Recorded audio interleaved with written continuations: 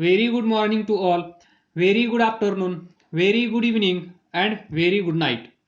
In this lecture we will discuss magnetic field produced by a current in a circular arc of wire. तर पहा आतापर्यंत आपण असं discussion केलं होतं की ही एक वायर आहे. कशी आहे? Straight wire. ज्या वायर मधून करंट I फ्लो होत आहे. मग ही वायर मॅग्नेटिक फील्ड प्रोड्यूस करते. म्हणजेच magnetic field produce by current carrying straight wire at distance R. या पॉइंटला मॅग्नेटिक फील्ड किती असेल? Mu naught upon 4 pi into 2 into current through this wire divided by this distance R. हे आपण discuss केलं आहे. हा पॉइंट इथे असेल, हे डिस्टन्स डी असेल, तर या पॉइंटला मॅग्नेटिक फील्ड किती असतं? Mu naught upon 4 pi into 2I divided by this distance D. म्हणजेच आपण आतापर्यंत असं डिस्कशन केलं आहे की magnetic field produce by current carrying straight long wire हे आपल्याला माहित आहे. जर ही वायर अशी बेंड केली, बरोबर, जर ही वायर अशी बेंड केली तर ही आर्क किती मॅग्नेटिक फील्ड प्रोड्यूस करते? कारण ही वायर बेंड केल्यानंतर याला आपण काय म्हणतो? सर्क्युलर आर्क, बरोबर आहे. या सर्क्युलर आर्क मधून जर आपण करंट I फ्लो केला तर ही सर्क्युलर आर्क म्हणल्यानंतर या सर्क्युलर आर्कचा सेंटर असेल समजा O, मग रेडियस पण असेल R. हे जॉईन करा R, मग इथे अँगल असेल थीटा. तर circular arc of wire, he wire आहे. कशी आहे? Circular arc type.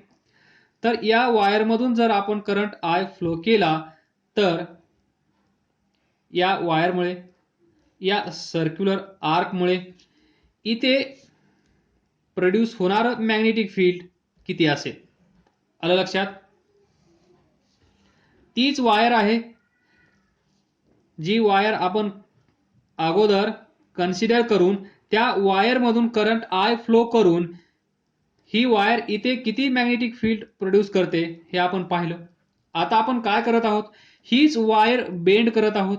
बेंड केल्यामुळे काय इफेक्ट होईल मॅग्नेटिक फील्डवर हे आपण आज पाहणार आहोत. तर to find magnetic field at a point produced by a current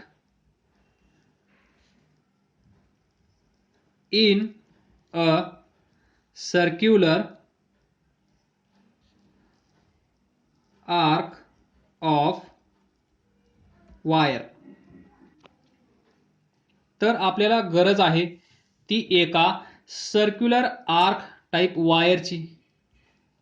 कारण याच्यामुळे किती मॅग्नेटिक फील्ड प्रोड्यूस होणार आहे हे आपल्याला फाइंड करायचं आहे. ज्यावेळेस आपल्याला गरज होती एका स्ट्रेट लॉंग वायरची त्यावेळेस आपण स्ट्रेट लॉंग वायर कन्सिडर केली.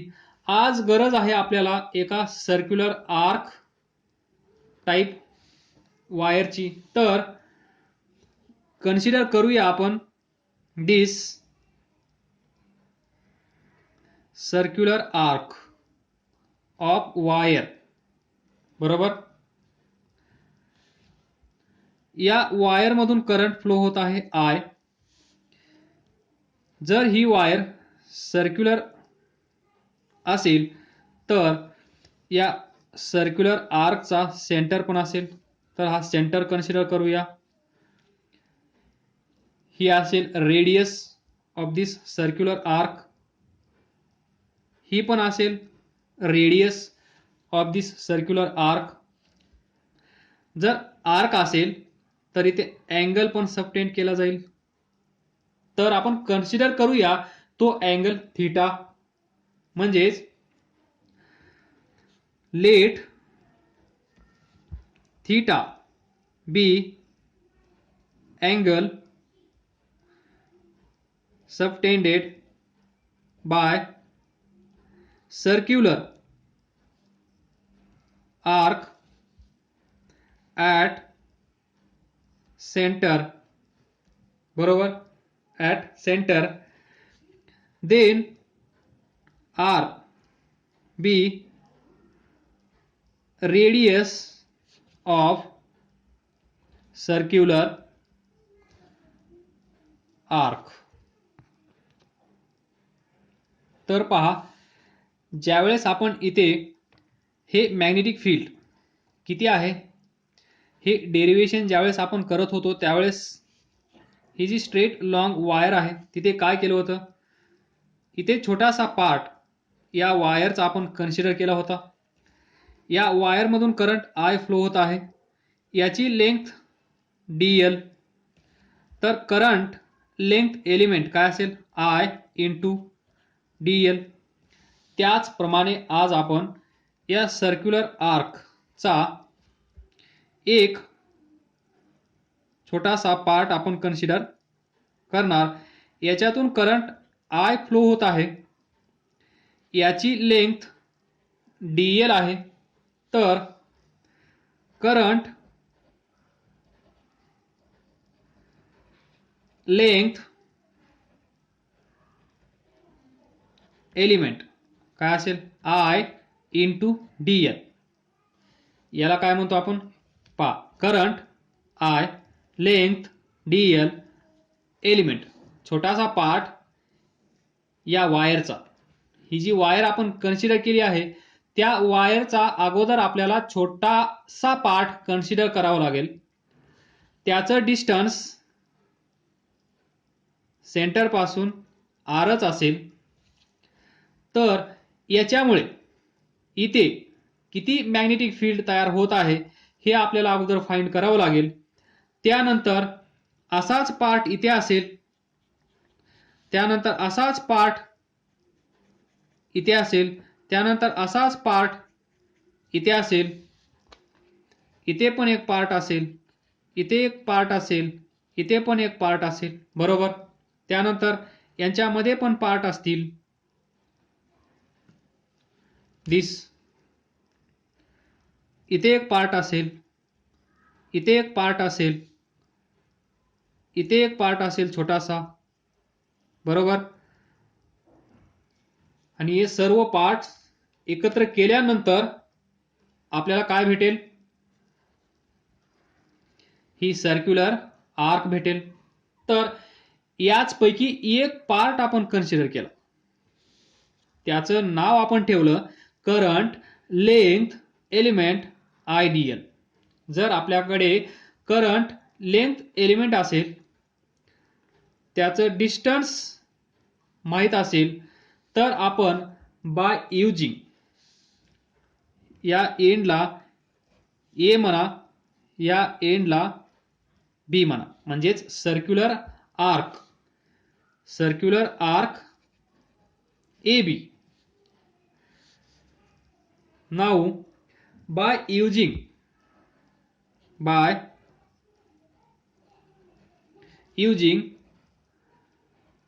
Biot-Savart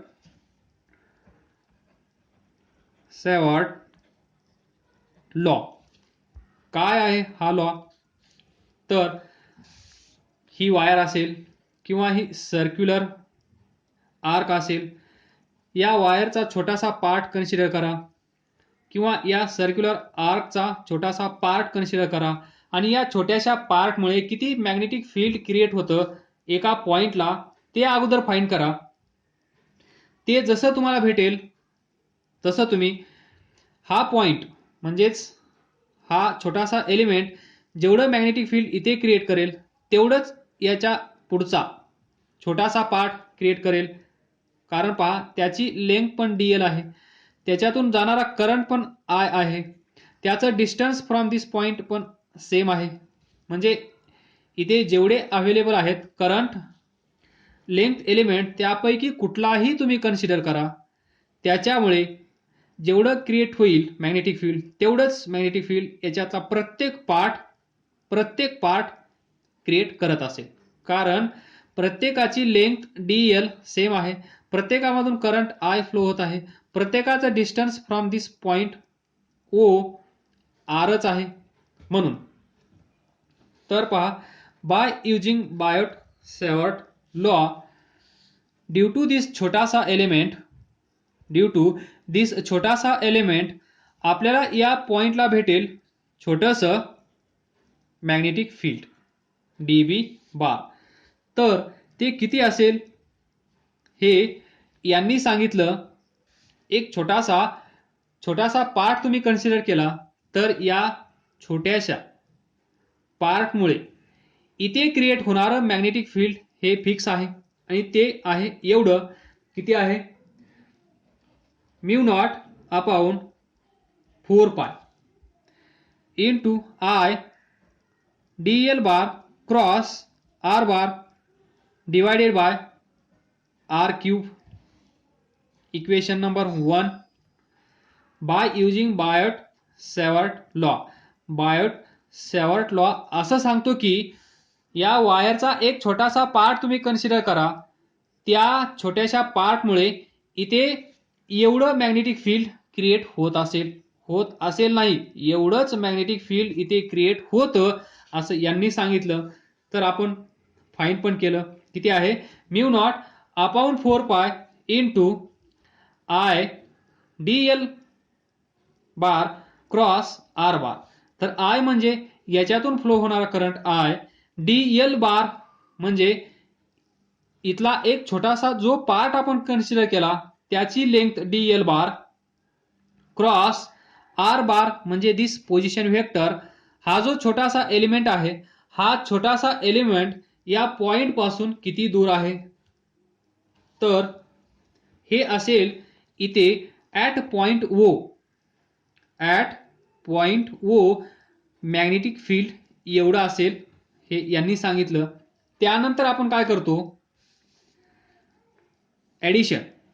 मग या पार्टमुळे इथे किती असेल तेवढंच, या पार्टमुळे इथे किती असेल तेवढंच, या पार्टमुळे इथे किती असेल तेवढंच, या पार्टमुळे इथे किती असेल तेवढंच. तर पहा, नाऊ राईट हँड रूल.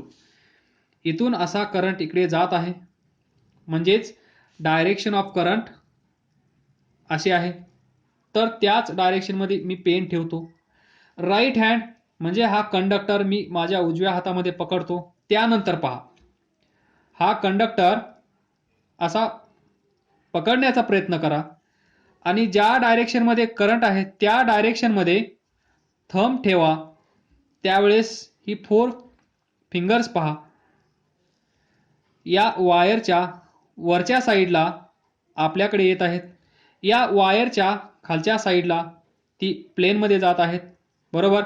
पहा, हा कंडक्टर, वायर मधून जाणारा current from left to right, म्हणून त्या डायरेक्शनमध्ये थंब. त्यानंतर या कंडक्टरला पकडण्याचा प्रयत्न करा. तर पहा, या साईडला ही 4 फिंगर्स आपल्याकडे येत आहेत, या वायरच्या या साईडला ती प्लेनमध्ये जात आहेत. म्हणजेच इथे जे मॅग्नेटिक फील्ड असेल या वायरच्या खाली ते कसं असेल? Going into the plane. या साईडला जे असेल ते कसं असेल? Coming out of the plane. तर याच्यामुळे इथे होणारं मॅग्नेटिक फील्ड एवढं असेल, याच्यामुळे इथे होणारं मॅग्नेटिक फील्ड एवढं असेल, याच्यामुळे एवढं, याच्यामुळे एवढं, आणि सर्वांमुळे जे मॅग्नेटिक फील्ड इथे क्रिएट होत असेल, प्रोड्यूस होत असेल ते कसं असेल? सेम. मॅग्निट्यूड सेम आहे. डायरेक्शन पहा, डायरेक्शन कशी आहे? डायरेक्शन पण सेम आहे. कारण याचा विचार केला तर गोईंग इनटू द प्लेन, याचा विचार केला तर गोईंग इनटू द प्लेन, याचा विचार केला तर गोईंग इनटू द प्लेन, याचा विचार केला तरी पण गोईंग इनटू द प्लेन, सर्वांमुळे इथे होणारं मॅग्नेटिक फील्ड, इथे प्रोड्यूस होणारं मॅग्नेटिक फील्ड सेम आहे मॅग्निट्यूड आणि डायरेक्शन. म्हणून इथे काय होईल, पहिल्याचं DB1 असेल, दुसऱ्याचं DB2 असेल, तिसऱ्याचं DB3 असेल, शेवटच्याचं DBN असेल. सर्वांची ॲडिशन केल्यानंतर आपल्याला भेटेल final total magnetic field due to this circular arc. हे जे मॅग्नेटिक फील्ड आहे हे कुणामुळे आहे, एक छोटासा पार्ट, छोटासा एलिमेंट, त्याच्यामुळे क्रिएट होणारं magnetic field at point O आहे, हे आपल्याला भेटलं आहे. तर असं ॲड करण्यासाठी आपण कोणतं टेक्निक यूज करत असतो, इंटिग्रेशन टेक्निक. तर आपण या इक्वेशनचं इंटिग्रेशन घेणार, मग आपल्याला भेटेल टोटल मॅग्नेटिक फील्ड. आलं लक्षात. तर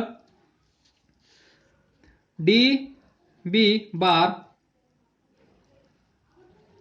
DB आपण आता मॅग्निट्यूड कन्सिडर करूया, mu naught upon 4 pi I dl r sine theta. dl bar r बार नेहमी पाहिजे. dl असा आहे, छोटासा dl, ही रेडियस आहे. तर हे नेहमी एकमेकांना कसं असेल, परपेंडिक्युलर. लक्षात ठेवा, कुठलाही एलिमेंट घ्या, हा एलिमेंट घ्या, इथे ही R या एलिमेंटला म्हणजेच DL ला, छोटासा DL, हा पॉइंट O, तर इथे अँगल किती असेल, 90 degree. Always perpendicular. DL bar perpendicular to R bar always.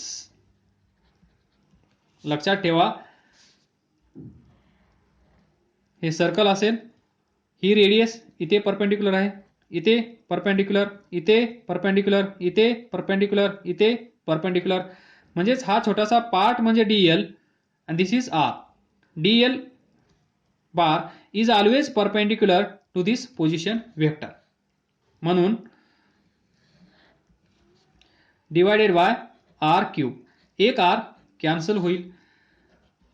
DB is equal to mu naught upon 4 pi I dl sin theta divided by R square. What is sin theta? Theta is angle between DL bar and R बार. तर आताच आपण discuss केलं, DL बार हा R बारला नेहमी, हमेशा, कधी पण कसा असतो, theta is equal to 90 degree. तर इथे पुट करा, मग आपल्याला भेटेल DB is equal to mu naught upon 4 pi I dl sin 91 divided by R square. हे असेल magnitude of magnetic field due to छोटासा element.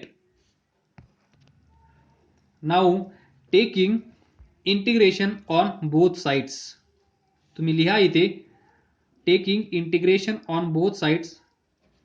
DB bar 0 to B, सुरुवातीला 0, final B is equal to mu naught upon 4 pi I dl divided by R square. Start कुठून होईल, A पासून, end कुठे होईल, B ला. ही जी आर्क आहे, आर्कचा पहिला एलिमेंट कुठे असेल, A ला, शेवटचा एलिमेंट कुठे असेल, B ला. ही आर्क आहे, थीटा R R, आणि इथे आहेत छोटे छोटे elements, current length elements. Start at A, end at B. तर पहा, total magnetic field B is equal to A to B mu naught upon 4 pi I dl divided by R square ही arc आहे, radius R आहे, angle theta आहे. तर arc is equal to, आपण consider करूया, length of arc is L. So arc is equal to L is equal to R theta सर्वांना माहीत असावं. तर as we know L is equal to R theta. Differentiate this equation with theta, कारण theta is variable. हा element इथं असेल तर theta पहा एवढा असेल, हा एलिमेंट इथे असेल तर अँगल पहा एवढा असेल, हा एलिमेंट इथे असेल तर अँगल पहा एवढा असेल. म्हणजे थीटा 0 पासून इन्क्रीज होत आहे, म्हणजे theta is variable. So D L with respect to theta are d theta by d theta. So dl is equal to r d theta.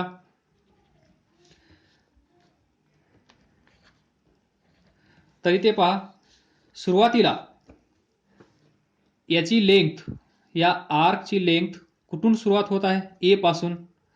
ए ला जर आपण हा एलिमेंट कन्सिडर केला, ए ला हा जो एलिमेंट आहे, ही लेंथ आहे, हा एलिमेंट आपण इथे कन्सिडर केला आहे.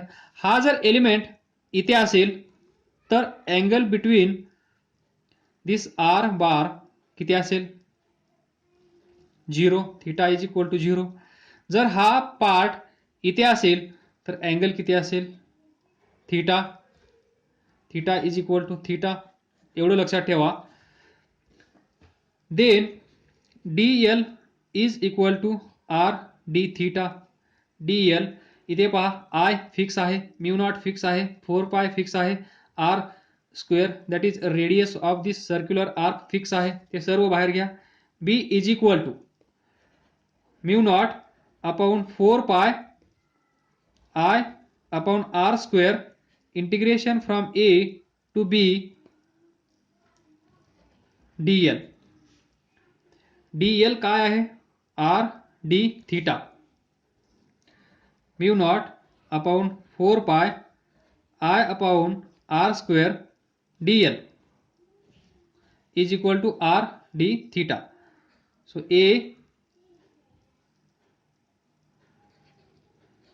R D theta. त्यावेळेस पहा, सुरुवातीला अँगल किती आहे, 0. त्यानंतर हा पार्ट जसा जसा इकडे जाईल, म्हणजे जशी जशी या आर्कची लेंथ वाढेल तसं तसं अँगल पण काय होत आहे, वाढत आहे. आणि या पोझिशनला ए ला अँगल 0 आहे, बी ला किती आहे, theta. So final angle theta, lower limit 0, 0 पासून स्टार्ट होत आहे. या फिगरसाठी फायनल किती आहे, थीटा. नाऊ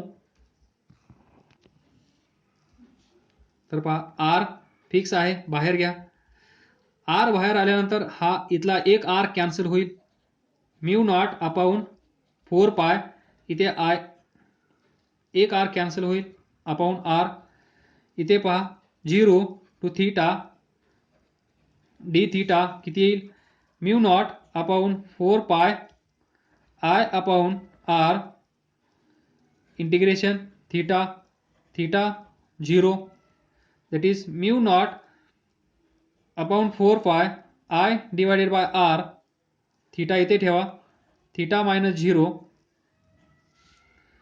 तर final total magnetic field due to this circular arc of wire is mu naught upon 4 pi I upon R into theta.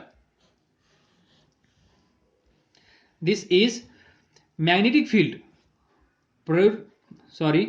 this is magnetic field produced by a current in a circular arc of wire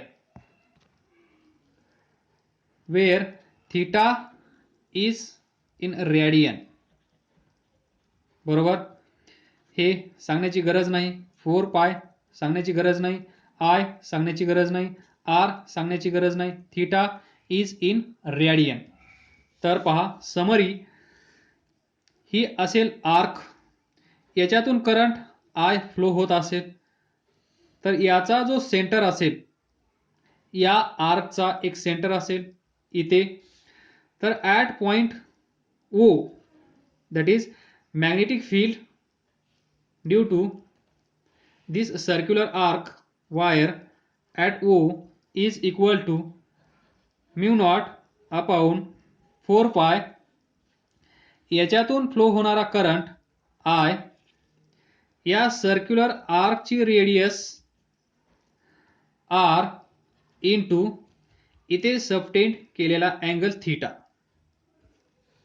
तर पहा now we will see different special cases. तर असं consider करा, हा आपण arc consider केला होता, इथे आर्क नसून टोटल सर्कल आहे, बरोबर. तर थीटाची व्हॅल्यू किती असेल,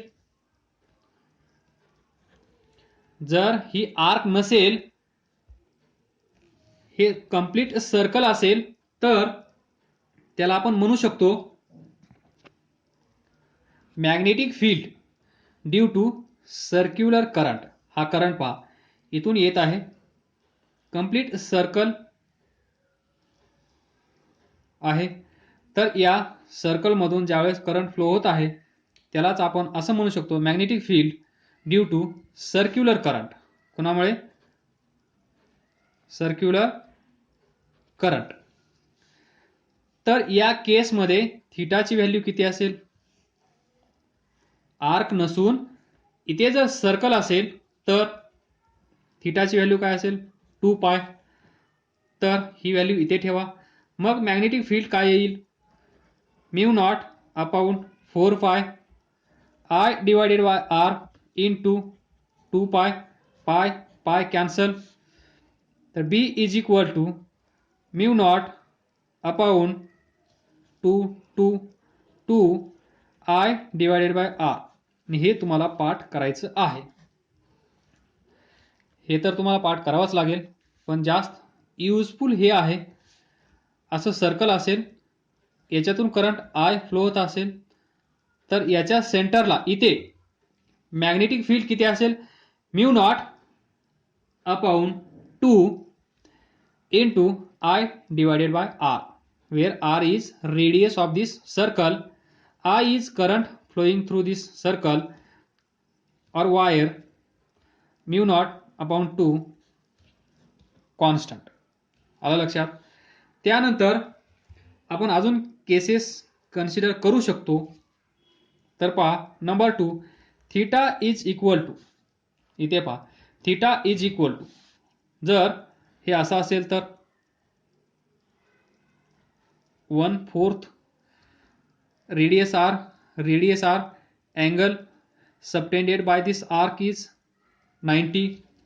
मग आपल्याला माहित आहे कुठलीही आर्क असेल तर त्या आर्कमुळे त्याच्या सेंटरला क्रिएट होणारं मॅग्नेटिक फील्ड किती असतं, mu naught upon 4 pi I divided by R into theta. थीटाची व्हॅल्यू किती आहे, π/2, pi pi cancel, sorry B is equal to, theta लिहायचा होता इथे, थीटा इज इक्वल टू 90 असल्यानंतर mu naught upon 248 I divided by R. हे असेल magnetic field at this point due to this part. एवढा पार्ट असेल तर या पार्टमुळे इथे क्रिएट होणारं, इथे प्रोड्यूस होणारं मॅग्नेटिक फील्ड किती असेल, mu naught upon 8 into I by R.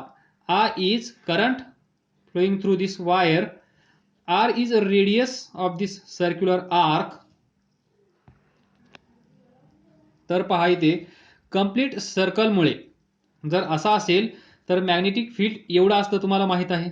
जर याचे 4 पार्ट आपण इक्वल केले तर हा जो पार्ट आहे चौथा, याचं मॅग्नेटिक फील्ड, याच्यामुळे इथे होणारं मॅग्नेटिक फील्ड किती असेल, जर हा सर्कल 4 पार्टमध्ये डिवाइड केला तर 1/4 तुम्ही याला 1/4 नी मल्टिप्लाय केलं तर तुम्हाला हीच व्हॅल्यू भेटेल.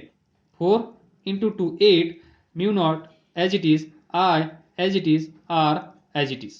तेच लॉजिक. कंप्लीट सर्कलमुळे जर तुम्हाला माहीत असेल तर तुम्ही कुठल्याही पार्टचं फाइंड करू शकता. I divided by R.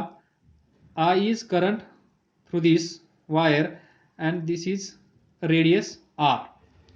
असं लक्षात ठेवा. सर्कल, कंप्लीट सर्कल लक्षात ठेवा. मग याचं सांगा. Due to this semi circular arc इथे कंप्लीट सर्कलमुळे एवढा असेल तर हाफ सर्कलमुळे किती असेल, याचा हाफ करा तर किती येईल. मग म्यू नॉट अपॉन हाफ केल्यामुळे इथे 4 होईल. येते ना लक्षात. हाफ म्हणजे 1/2 नी मल्टिप्लाय करा म्हणजेच 2 to 4 आणि आय अपॉन आर सेम राहील. असं काही आहे हे लक्षात ठेवा. काही समजलं नसेल तर विचारा. तर छोटीशी असाइनमेंट, हा पार्ट असेल.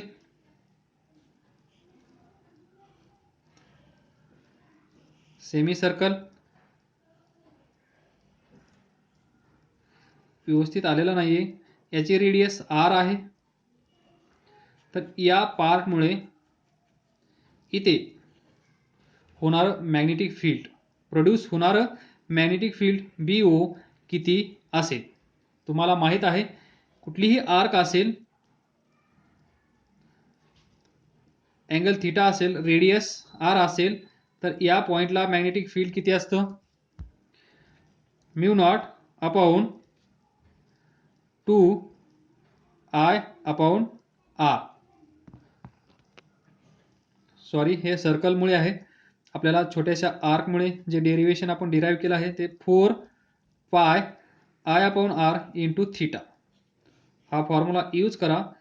तुम्हाला कसलीही आर्क असू द्या,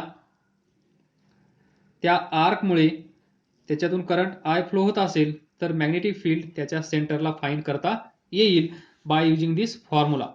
बी mu naught upon 4 pi into I upon R into theta.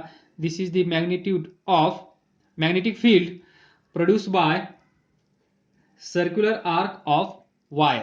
काय समजलं नसेल तर विचारा. अभ्यास करत राहा, पुढे जात राहा. All the best. थँक्यू.